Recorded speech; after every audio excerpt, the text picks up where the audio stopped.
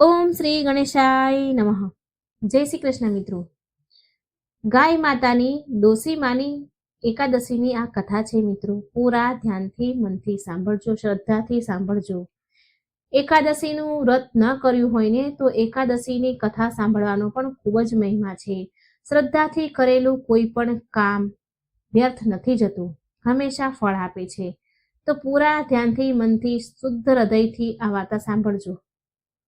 Video સારો લાગે તો લાઈક કરજો, શેર કરજો. ચેનલમાં પહેલી વખત છો તો સબસ્ક્રાઇબ જરૂર કરી દેજો. કોમેન્ટ બોક્સમાં જરૂર જણાવજો મારી વાર્તા તમને કેવી લાગે છે, અને કોમેન્ટ બોક્સમાં એકાદશી માતાનું કે ભગવાનનું કોઈ પણનું નામ જરૂર લખી દેજો.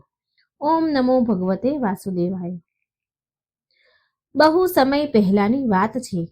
એક ગામમાં એક શેઠ અને શેઠાણી રહેતા હતા. શેઠાણી હંમેશા એકાદશીના વ્રત કરતા. એ ગાય માતાની પરમ ભક્ત હતી. ગાય માતાની બહુ સેવા ચાકરી કરે. શેઠાણીનું નામ અગિયારસી હતું અને તે બહુ ભક્તિભાવ વાળા હતા. સાચી સ્ત્રી હતી અને બહુ સીધી સાદી શેઠાણી હતી. એ સવારે વહેલા ઉઠે અને તેના ઘર આંગણામાં વાસી કચરો વાળે, પછી નાહી ધોઈને રસોઈ બનાવે અને પહેલી રોટલી ગાય માતાને આપે. સૂર્યદેવને જળ અર્પણ કરે, એકાદશીના વ્રત રાખે અને જે પણ તેનાથી થાય એ દાન પુણ્ય કરે તેના સામર્થ્ય અનુસાર. પછી અગિયારસી સવારના કામ કરી ગાય માતા પાસે જઈ તેની સેવા કરતી પૂરા મનથી. ગાયનું છાણ ઉપાડે, છાણા બનાવે, માણની સફાઈ કરે, ગાય માતા બાંધે એ જગ્યાની સફાઈ કરે, પાણી ઘાસ ચારો બધું જ આપે, દૂધ નીકાળે. આમ તે ગાય માતાની બહુ સેવા કરતી હતી. કેમ કે જ્યારે શેઠાણી નાના હતા ત્યારે તેના માતા પિતાને એક લાડકી સંતાન હતી. ત્યારે શેઠાણી એટલે કે અગિયારસી તેની દાદીને ગાયની સેવા ચાકરી કરતા જોતી હતી. તેણે તેની દાદી પાસેથી શીખ્યું હતું કે ઘરમાં પહેલી રોટલી ગાય માટે નીકાળવી જોઈએ, પહેલી રોટલી ગાયને ખવડાવવી જોઈએ. શેઠાણી એટલે કે એ અગિયારસી નાની હતી ત્યારે તેની માં દાદી તેને બૂમ પાડીને કહેતી, અરે અગિયારસી, જા જઈને ગાય માતાને રોટલી ખવડાવી આવ. એટલે અગિયારસી દોડતી દોડતી આવે અને તેની માં અને દાદી પાસેથી રોટલી અને પાણીનો લોટો લે અને ગાય માતાને રોટલી આપી આવે. ગાયની ખૂંટ પર પાણી રેડે. આમ આવા સંસ્કાર બાળપણથી જ તેની માં અને દાદી પાસેથી એ શીખી હતી. તેની માતા અને દાદી એકાદશીના વ્રત પણ રાખતા અને ગાય માતાની સાચા મનથી સેવા પણ કરે. અગિયારસી શેઠાણીના પરિવારમાં કોઈ વસ્તુની કમી ન હતી. ધીરે ધીરે આવા સંસ્કાર મેળવતા મોટી થવા લાગી. જેમ જેમ અગિયારસી મોટી થતી હતી તેમ તેમ તેને ગાય માતા પ્રત્યે ભક્તિ વધતી ગઈ. એકાદશીના વ્રત વધતા ગયા. હંમેશા બંને પક્ષની એકાદશીના વ્રત તેની માં અને દાદી સાથે એ કરતી હતી. આ તેની આદત બની ગઈ. હવે અગિયારસી મોટી થઈ એટલે અગિયારસીના પિતાએ તેના માટે યોગ્ય વર શોધવાનું શરૂ કરી દીધું. સમય થતા એના માટે યોગ્ય વર મળી ગયો, સારું ઘર મળી ગયું. તો અગિયારસીના પિતાએ તેના લગ્ન એક યુવક સાથે કરાવી દીધા. તેને પોતાનો વેપાર ધંધો હતો અને એ પણ એક શેઠ હતો. તેના ઘરમાં પણ કોઈ પ્રકારની કમી ન હતી. અગિયારસીના સારા ઘરમાં લગ્ન કરાવી દીધા. લગ્ન બાદ પણ જ્યારે અગિયારસી સાસરે આવી તો ત્યાં પણ પૂજા પાઠ, ગાય પ્રત્યેની ભક્તિ જોઈને અગિયારસીના સાસુ સસરા બહુ ખુશ થતા કે તેને બહુ સુશીલ અને સંસ્કારી વહુ મળી છે. સાસરે આવીને પણ અગિયારસી સવારે વહેલા ઉઠીને આંગણામાં કચરો વાળે, સાસુ સસરાને પગે લાગીને આશીર્વાદ લે અને પછી પક્ષી માટે ચણ નાખે. ઘરે કોઈ ભિક્ષુક આવે તો અગિયારસી તેને બહુ મનથી સેવા કરે, જે પણ બને એ આપે, જે પણ માંગે ભિક્ષામાં એને આપે. અગિયારસી અહીં પણ ગાય માતાની ખૂબ સેવા ચાકરી કરતી. અગિયારસી એકાદશીના વ્રત રાખે, પૂરા નીતિ નિયમથી પૂજા પાઠ કરે. આવી સંસ્કારી વહુ જોઈને તેના સાસુ સસરા બહુ ખુશ થતા. ધીરે ધીરે સમય વીતતો જતો હતો. અગિયારસીના પરિવારમાં તેના પતિને વેપાર ધંધો ખૂબ વધતો હતો. દિવસે બમણો ને રાતે 4 ગણો વેપાર થયો. ધીમે ધીમે લગ્નના 2 વર્ષનો સમય વીતી ગયો. પછી અગિયારસી ખૂબ સુંદર પુત્રને જન્મ આપે છે, જેનાથી ઘરમાં ખુશીઓ આવી ગઈ. અગિયારસીની પૂજા પાઠ ભક્તિ પણ દિવસે ને દિવસે વધતા જતા હતા. ધીમે ધીમે સમય વીત્યો. અગિયારસી પાસે એક બે ગાય તો હંમેશા રહેતી જ હતી. એ તેના ઘરેથી ગાયને ક્યારેય વિદાય કરતી ન હતી. એટલે ગાય હંમેશા તેના ઘર આંગણામાં રાખતી, તેની સેવા કરતી અને સમય વિતાવતી. સમય જતા અગિયારસીના સાસુ સસરા સ્વર્ગવાસી થયા. હવે ધીરે ધીરે અગિયારસીનો છોકરો મોટો થવા લાગ્યો. ભણાવી ગણાવીને અગિયારસીના પતિએ તેને પણ સારો વેપારી બનાવી દીધો. પછી અગિયારસીએ તેના દીકરાના વિવાહ પણ ધામધૂમથી કરી દીધા. દીકરાના વિવાહ થઈ ગયા અને તેના પિતા સાથે વેપારમાં હાથ વધારવા લાગ્યો. વેપારમાં ખૂબ પ્રગતિ કરતો હતો. ખૂબ દૂર સુધી તેમનો વેપાર ફેલાયો. અગિયારસીની ભક્તિમાં કોઈ કમી આવી નહીં. અગિયારસી હવે પુત્ર પૌત્ર વાળી થઈ ગઈ. ઘરમાં સુખ શાંતિ હતી. ઘરમાં કોઈ વાતની કમી ન હતી. અગિયારસી તેના નિયમ કરમ પણ ચાલુ રાખતી હતી. તેણે એનો નિયમ ન છોડ્યા, ક્યારેય ન છોડ્યા. હવે ધીરે ધીરે ઘણો સમય વીત્યો. હવે એક દિવસ અગિયારસીનો પતિ પણ આ દુનિયાને છોડીને ચાલ્યો ગયો. કારણ કે જે આ સંસારમાં આવ્યું છે એને એક દિવસ તો જવાનું જ છે. અગિયારસીની પણ હવે ઉંમર થઈ ગઈ હતી. અગિયારસીએ પણ ગઢપણમાં પગ મૂકી દીધો હતો. હવે તેના હાથ પગ એટલા કામ કરતા ન હતા. તેનાથી ઉઠવું બેસવું પણ થતું ન હતું. તેને આંખોથી ઓછું દેખાતું હતું. તેનામાં હવે શક્તિ રહી ન હતી. અગિયારસીના ગોઠણમાં દુખાવો રહેવા લાગ્યો. હવે એનાથી ગાયની સેવા પૂજા થતી ન હતી. મુખમાં દાંત પણ રહ્યા ન હતા. એવામાં એક દિવસ અગિયારસી તેની વહુને કહે છે કે હવે તું મારા નિયમ પૂજા પાઠ સંભાળી લે. જે હું કરતી હતી એ હવે તું કરવા માંડ, કેમ કે હવે મારાથી કામ થતું નથી. મારું શરીર મારો સાથ આપતું નથી. માટે તું ઘરના કામ રસોઈ કર, સાથે સાથે ગાય માતાની સેવા ચાકરી પણ કર. મારી ગાયોને સમય પર ચારો પાણી નાખજે. તેની જગ્યા પર સાફ સફાઈ કરવી. ગાયને ક્યારેક છાયામાં ક્યારેક તડકામાં બાંધજે. અને ઘરની પહેલી રોટલી ગાયને ખવડાવજે અને એકાદશીના વ્રત પણ કરજે. એટલે જે તેની વહુ હતી એ બહુ પૂજા પાઠમાં માનતી ન હતી. તેને તો એનું કામ જ પ્યારું હતું. વહુએ વિચાર્યું કે સાસુમાની વાત જો હું નહીં માનું તો એ મને રોજ સંભળાવ્યા કરશે. એટલે વહુ બોલી, ઠીક છે માજી, હું કરી લઈશ. તમે ચિંતા ના કરો. જેવું તમે કહો છો એવું હું કરી લઈશ. પહેલી રોટલી હું ગાયને ખવડાવીશ અને ગાયને ઘાસચારો પણ નાખીશ. અગિયારસી તેની વહુની વાત સાંભળી નિશ્ચિત થઈ ગઈ. ચાલો, વહુ એના કહેલા નિયમનું પાલન કરશે. એને એવું થઈ ગયું મનમાં. હવે વહુ તો એની સાસુને કહી દીધું. પણ વહુ જ્યારે રોટલી બનાવે તો સૌથી પહેલા બાળકોને તેના પતિને ખવડાવી દે. બાળકોને સ્કૂલના ટિફિન આપે, તેના પતિને ટિફિન આપે, પણ ગાયની રોટલી ખવડાવવાનું ભૂલી જતી. એકાદશીનું વ્રત પણ ન કરતી અને ના તુલસીજીની સેવા કરે, ના તુલસીજીને પાણી નાખે. ઘરના આંગણામાં તુલસી પણ સુકાવા લાગ્યા. આ બધું અગિયારસી જુએ છે, પણ હવે એના બસની કઈ વાત નથી. હવે તો એનામાં કઈ કરવાનું તેવડ નથી. તેનામાં હવે શક્તિ ન હતી આ બધું કરવાની. જ્યાં ગાયને બાંધી હોય ત્યાં સફાઈ પણ ન કરે, સમયે ઘાસચારો પણ ન નાખે. ઘરના નિયમ કર્મ તો બહુ કરતી જ ન હતી. બિચારી અગિયારસી પથારીમાં પડી પડી ઉદાસ થઈને આ બધું જ જોયા કરે. કેમ કે હવે ના એ પોતે બધું કરી શકે છે કે ના એ વારંવાર વહુને કે દીકરાને કહી શકે છે. કારણ કે તેની ઉંમર હવે થઈ ગઈ હતી. તેની ઉંમર હવે આવી જ હતી. બિચારી ચૂપચાપ બધું જોયા કરે. મનમાં ને મનમાં ભગવાનને પ્રાર્થના કરે, ક્ષમા માંગે અને મનમાં ને મનમાં ગાય માતાની માફી પણ માંગતી હતી.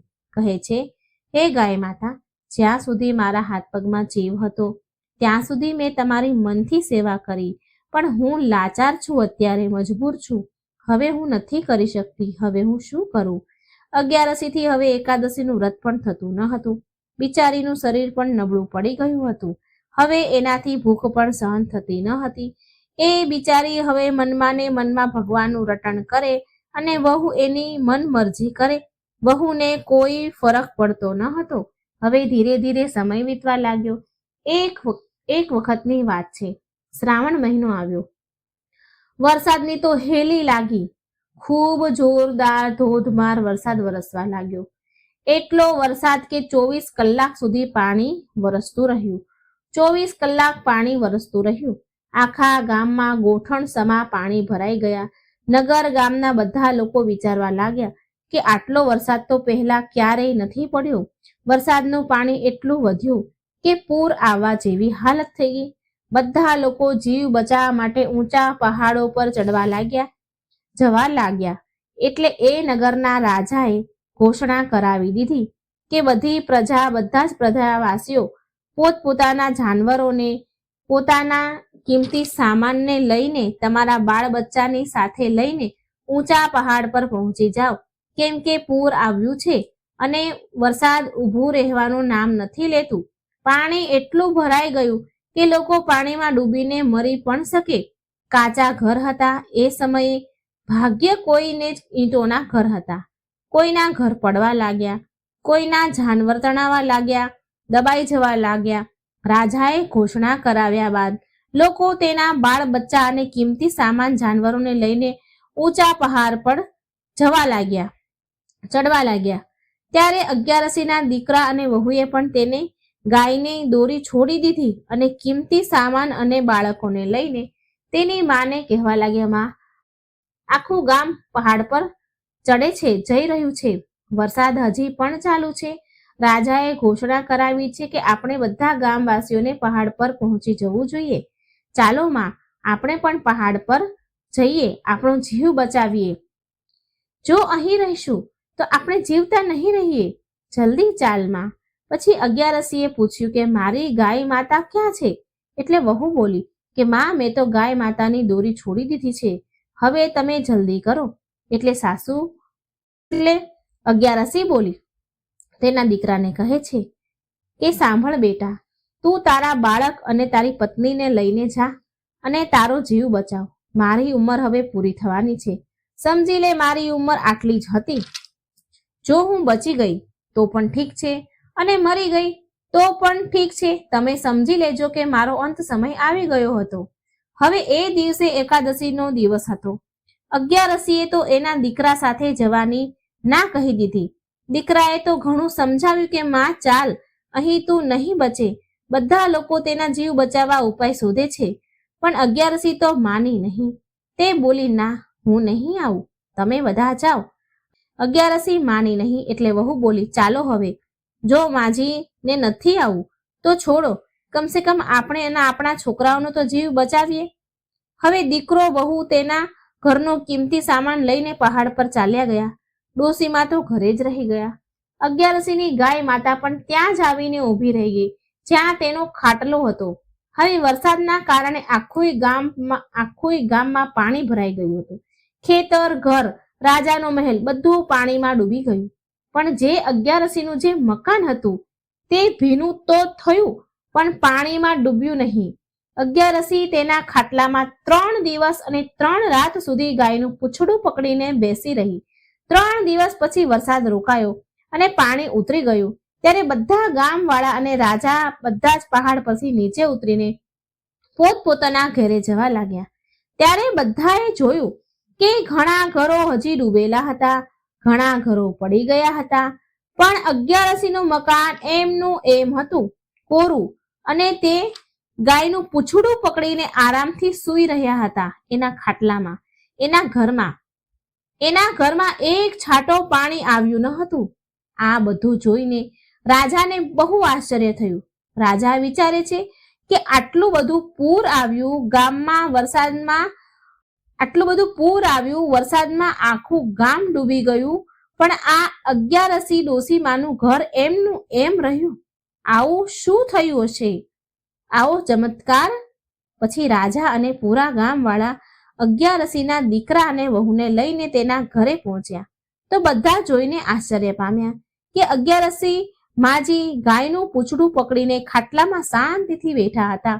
હવે તો બધા જોઈને આશ્ચર્યચકિત થઈ ગયા કેમ કે અગિયારસીના દીકરા વહુ વિચારી રહ્યા હતા કે હવે તો માજી જીવતા નહીં હોય, આટલા પૂરમાં માજી કેમ ના બચ્યા હશે, નહીં જ બચ્યા હોય, આવા વરસાદમાં ભૂખ તરસના કારણે ક્યાં સુધી રહી શક્યા હશે, વૃદ્ધ શરીર હતું, એના શરીરમાં ક્યાં એટલી શક્તિ હતી કે આ બધું સહન કરી શકે. વહુ દીકરાએ પણ આવીને જોયું કે તેમની માં સહી સલામત તેના ખાટલામાં બેઠા છે અને ગાય માતા એની પાસે ઊભા છે. તો એના આશ્ચર્યનો પાર ન રહ્યો.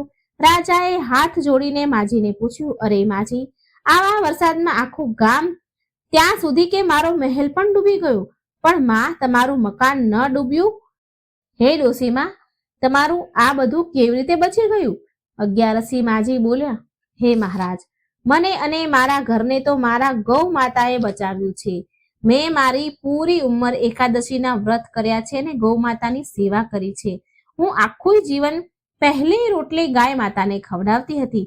જ્યારથી બાળપણમાં મને સમજ આવી ત્યારથી કે અત્યાર સુધી મારી પહેલી રોટલી મેં ગાયને ખવડાવી છે અને એકાદશીના વ્રત કર્યા છે.